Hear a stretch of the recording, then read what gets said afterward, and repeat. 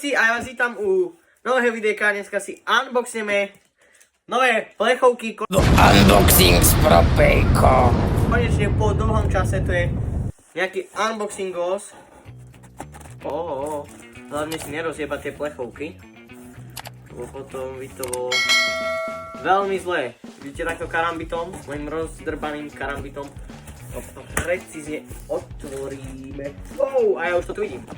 OK. Ja už to tu vidím, bráško. Teraz by som vám ukázal, čo tu ja vidím. Takže ja tu vidím momentálne toto. A jedna sa plechovka rozjebala, ale to vôbec nevadí, lebo ona už bola. A dúfam, že sa nerozjebali všetky.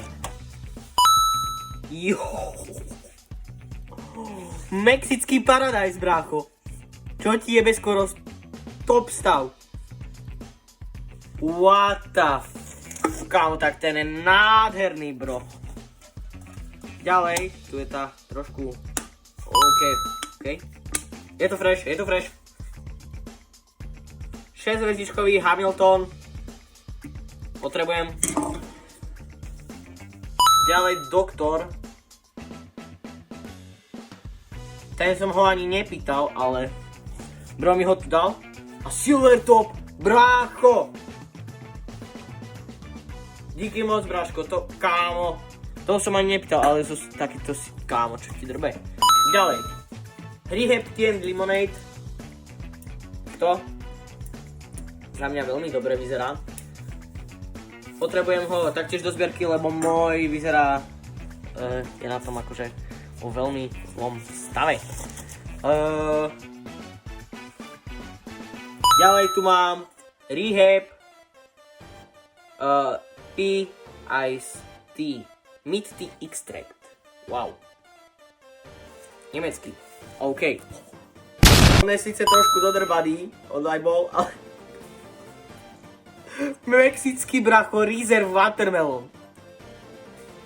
Čo ti drbe, brácho? No nehovorte, že nevyzerá mega dobre. Mexické mango, chápeš? Mexický mango logo. Iba ako poprdeli vyzerá. Čo ti drbe? Počkaj, čo? Oni sú tu tie Cuba Libre dvakrát. Oni sú tu dvakrát. Cuba Libre 1. V celkom zlom stave, ale táto...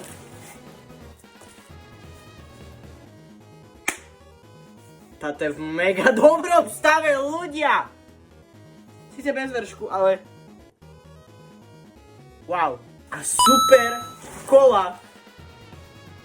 Wow. Neviem, prečo je tak zvláštne otvorená. Ale tá je top stav. Tu si nechávam určite. Wow. Týmto dávam shoutout jednému nemenovanému typkovi, ktorý mi tieto plechovky poskytol za veľmi výhodnú cenu. Pri sa u ďalšieho unboxingu, ktorý mi má prísť nejak 13. januára, ak sa nemýlim. Takže díky, že ste to pozerali a čau.